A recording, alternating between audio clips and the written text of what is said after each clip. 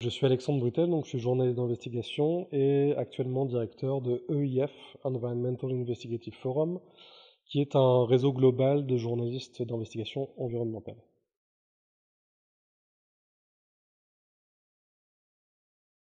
Tout à fait, alors notamment pour des sujets qui sont liés à l'extractivisme. Pour des journalistes francophones, je pense que c'est un très bon sujet pour faire des collaborations cross-régionales, donc qui connectent le territoire africain par exemple et l'Europe, même les États-Unis, la Chine, la Russie, si vous trouvez des collègues avec lesquels travailler.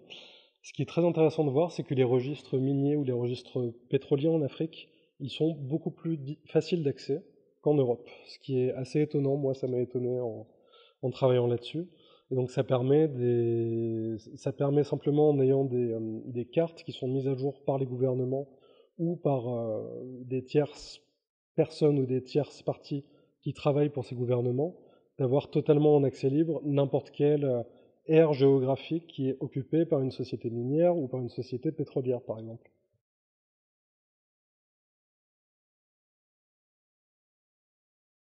Des outils qu'on peut recommander, ça peut aller d'outils de géodata plutôt simples d'usage, comme par exemple Google Maps, ça peut être un très bon premier pas dans la géodata. Et ensuite, un autre outil qui fait un peu peur aux gens, mais qui est très facile à utiliser, c'est QGIS.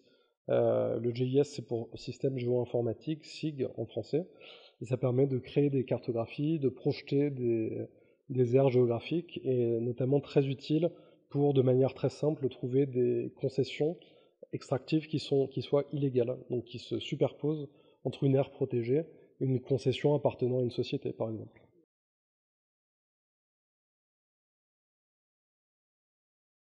Je pense qu'il faut un peu d'entraînement, mais pas tant que ça en général.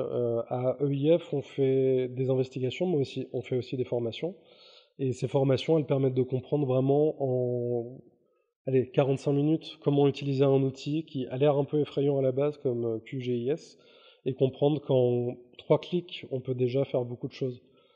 Et c'est aussi le but de EIF, c'est de montrer que c'est très simple en fait, de faire ces enquêtes-là, et que ça ne demande pas spécialement, ça ne demande pas d'avoir un diplôme, ça ne demande pas de grandes difficultés. Simplement d'avoir quelqu'un qui explique simplement à quelqu'un d'autre.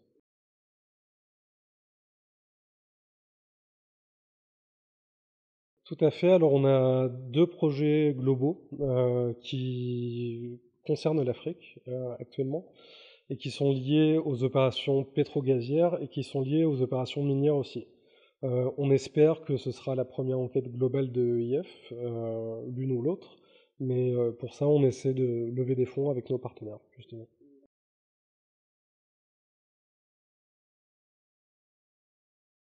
Je l'espère. Merci.